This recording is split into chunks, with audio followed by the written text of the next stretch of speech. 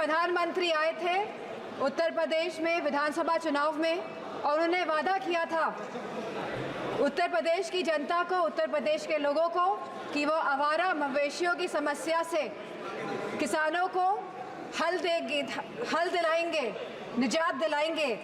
तो क्या इस आवारा पशुओं की जो समस्या है, जिसकी वजह से आज हमारा देश चौकीदार बन गया है, रात भर सो नहीं पा रहा है, तो क्या कोई प्रावधान बजट में रखा गया है इस समस्या?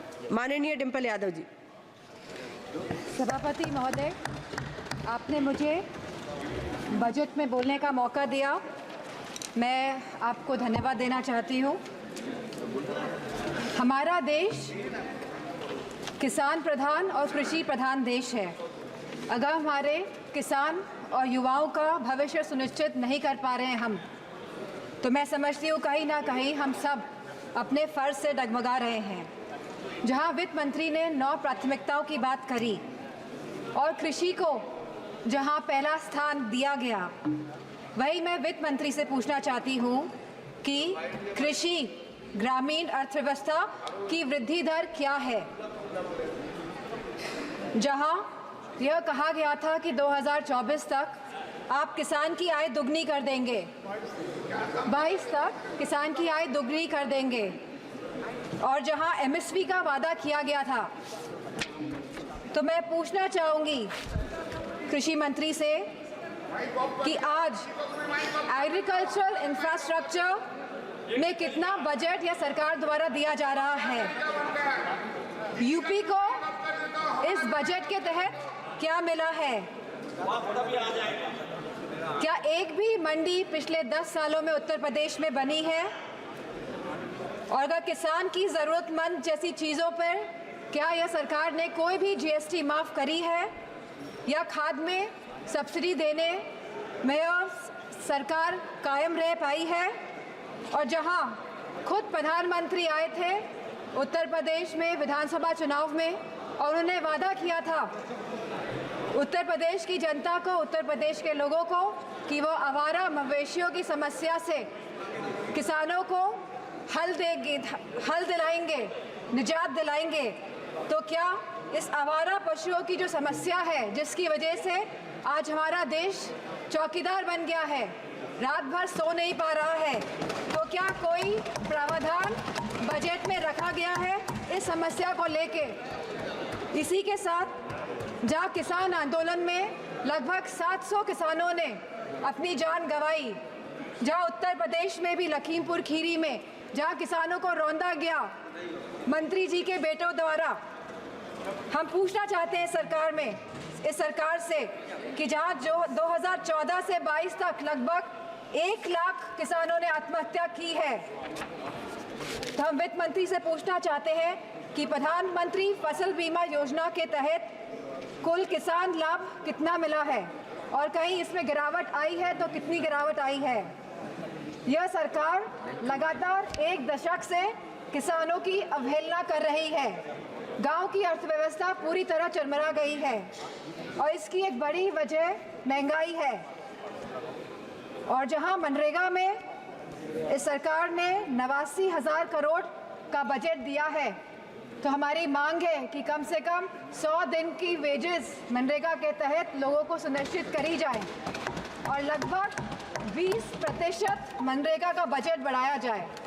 इसी के साथ शिक्षा बजट में भी लगातार हमारा घट रहा है, जहां यह केवल आज 2.5% है of the total budget spending allocation, और जहां यूनेस्को ने ये बेंचमार्क दिया है कि लगभग यह 4 से 6% तक होना चाहिए, वही यूजीसी के फंड्स लगातार घटाए जा रहे हैं और इसको लगभग इस बार 7 से 61% घटा दिया गया है। जहां हम बात करते हैं सस्ती और अच्छी शिक्षा की, वहीं यह सरकार लगातार शिक्षा बजट जो कम कर रही है, तो मैं समझती हूँ इनकी नीयत कहीं साफ नहीं है, मंशा कहीं सही नहीं है हमारे देश के युवाओं के और स्टूडेंट्स के प्रति। वहीं आज हमारे देश का युवा निराश है, जहां निराशा संभव को भी असंभव बना देती है। तो मैं समझती हूँ जो वादे किए गए थे, जो रोजगार को लेके, सरकार पूरी तरह इसमें विफल रही है और लगातार बेरोजगारी दर बढ़ रहा है। जहां आज यह बेरोजगारी दर 9.2% है और जहां महिलाओं का बेरोजगारी दर 18.5% है। तो मैं समझती हूँ लगातार युवाओं का मनोबल गिराने का काम इस सरकार ने किया है और अग्निवीर जैसी योजना ला के इस सरकार ने नौजवानों का, युवाओं का, इस देश की प्रतिष्ठा का सम्मान गिराने का काम किया है। जो सरकार सोशल जस्टिस की बात करती है, लेकिन आज भी यह सरकार जातिगत जनगणना से अपना मुंह मोड़ रही है। जहां अनुसूचित जाति जनजाति पर होने वाले अपराध लगातार बढ़ रहे हैं और उत्तर प्रदेश में यह अपराध नंबर 1 पे है और साथ ही महिलाओं के साथ जघन्य अपराध लगातार बढ़ रहे हैं। उत्तर प्रदेश आज इसमें भी टॉप लिस्ट पर है। तो मैं पूछना चाहती हूँ कि महिलाओं को सुरक्षा को लेकर यह सरकार क्या कर रही है।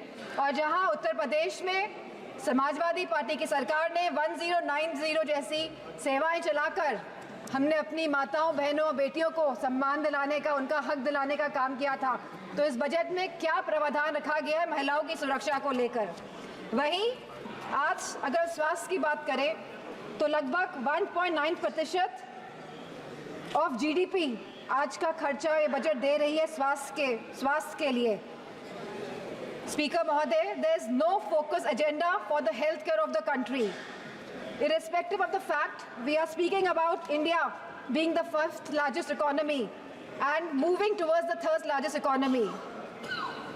And if we see the fast growing population of the country, so 1.9% of the budget is very less for the health services of the country. Sir, decision to exempt 3 cancer drugs is a welcome move by the finance minister, but it is a very small step in the right direction. Sir, ma'am, हमारे उत्तर प्रदेश में लखनऊ में एक cancer institute जिसमें लगभग 1000 करोड़ रुपए लगे हैं वो तैयार है, लेकिन ना केंद्र की सरकार ना स्टेट की सरकार ये सुनिश्चित कर रही है कि सुचारू रूप से वो कैंसर इंस्टीट्यूट चल सके, क्योंकि कैंसर के केसेस लगातार देश में बढ़ रहे हैं। और मेरा मानना है कि अगर ये कैंसर इंस्टीट्यूट सही ढंग से सरकार चला लेती है तो सस्ता इलाज हम अपने देशवासियों को दे पाएंगे। Ma'am, there is a massive gap between the demand and supply in the healthcare center, in the healthcare infrastructure. The doctors, the nurses, the technicians, इन सब की बहुत भारी कमी है।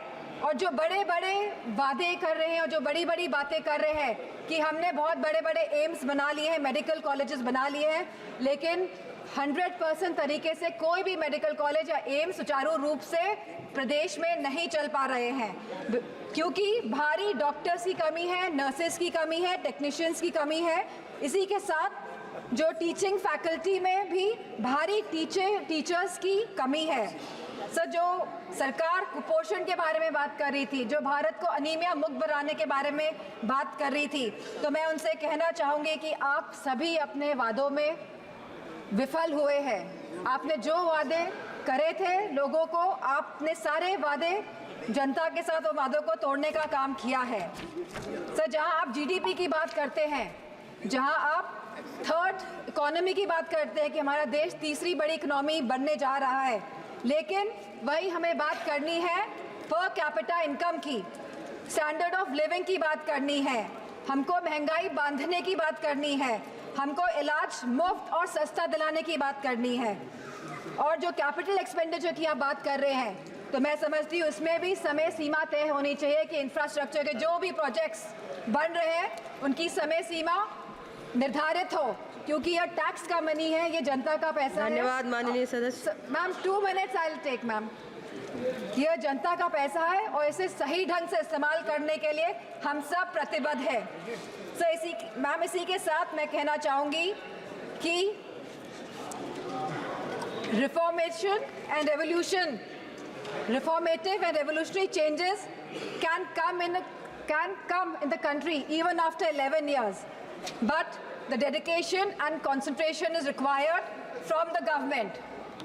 Nothing can alter the past, but responsible behavior by the government, and I'm not playing a blame game here. I'm saying a responsible behavior is the behavior in which we are responding to the present situation. And if the government plays a responsible behavior, then formative changes can come in the country. Thank you, Speaker. Very good.